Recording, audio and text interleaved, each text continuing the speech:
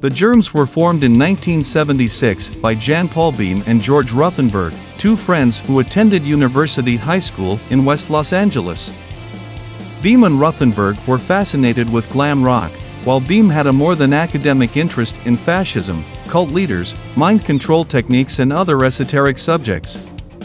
As they became aware of the burgeoning punk rock phenomenon, especially British bands such as the Sex Pistols and the Damned, as well as proto-punks like the Stooges, the New York Dolls, and the Runaways, they decided to form a band, though Ruthenberg was only a rudimentary guitarist at the time and Beahm had no musical experience.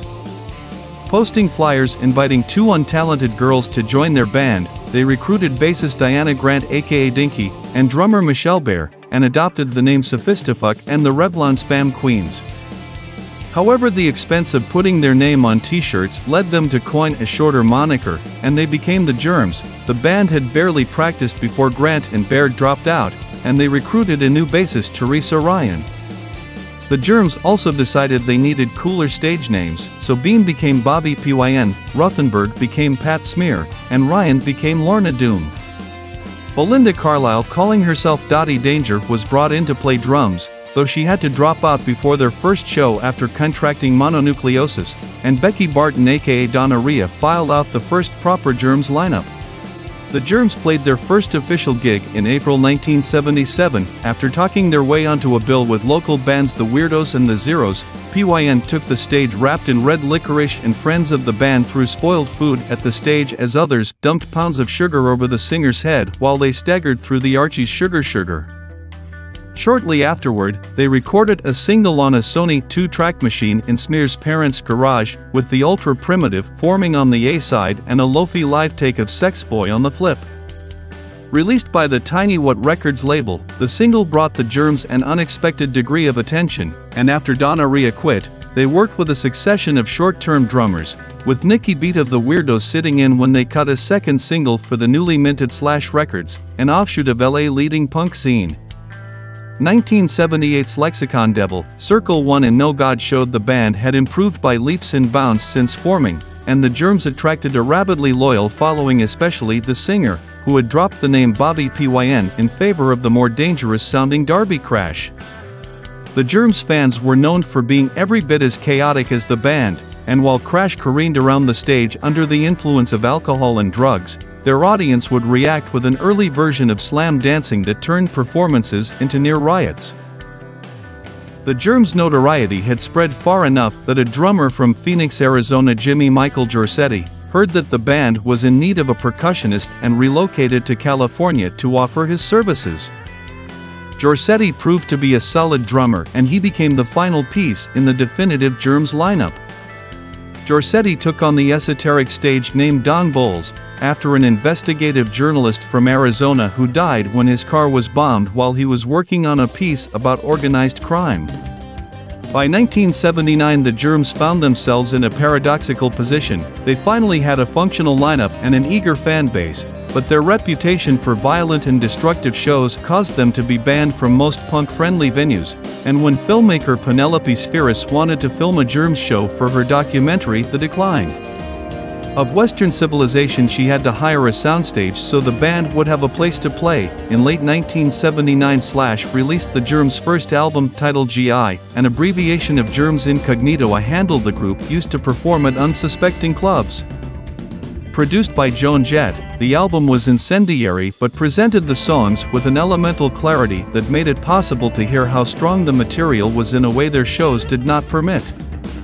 Received largely favorable reviews, and the Germs made an unlikely fan in filmmaker William Friedkin, who recruited the group to write and record a batch of fresh songs for the soundtrack to his movie Cruising. One of the songs Crash and the band wrote for the film Lion's Share made it onto the film's soundtrack album, giving the Germs a highly unlikely appearance on a major label. While early 1980 found the Germs on the cusp of wider notoriety, the band hit a snag when personal differences led Crash to fire Bowles and replace him with his friend Rob Henley. Henley had never played drums before, and he proved to be a very poor fit for Smear and Doom, who had grown past their initial clumsiness. The Germs quietly split in July 1980, and Crash launched a solo project that was poorly received. After a sojourn in England, where he became a major fan of Adam and the Ants and adopted a Mohican hairstyle, Crash returned to Los Angeles and reconciled with the Germs, arranging for them to play a reunion show at the Starwood on December 3, 1980. Fans and critics called the gig one of the Germs' finest performances, but it proved to be the band's final bow. On December 7, 1980, Crash died from a deliberate overdose of heroin at the age of 22. It was said one of the reasons he played the reunion show was to make enough money for a fix that would end his life. The Germs immediately broke up. The Decline of Western Civilization was released in July 1981, with a photo of Darby Crash writhing on stage used on the film's poster and the cover of the soundtrack album. The legend of the Germs continued to grow after the band's demise, and various reissues and archival releases appeared in the years that followed, most notably a CD compilation that contained nearly everything the group recorded during their career, including the unreleased songs Cut for Cruising. In 1996, a Germs tribute album was released, A Small Circle of Friends, which included appearances from the Meat Puppets, L7, Mike Watt and Jay Massey's, The Posies, The Melvins and many more.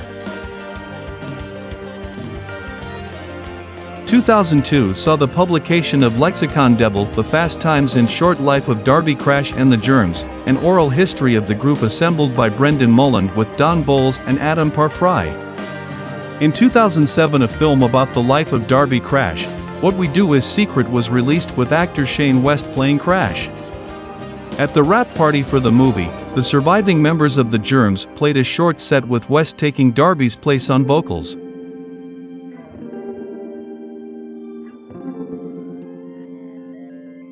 Smear, Doom, and Bowles enjoyed it so much that, to the surprise of many, they staged a handful of Germs reunion gigs with West on vocals. While the reunited edition of the Germs made plans to record, no material was ever released, and the next major Germs release was 2010's Live at the Starwood December 3, 1980, awards and all recording of Crash's final show. On January 16, 2019, Teresa Ryan aka Lorna Doom died at the age of 61 after a year-long battle with cancer.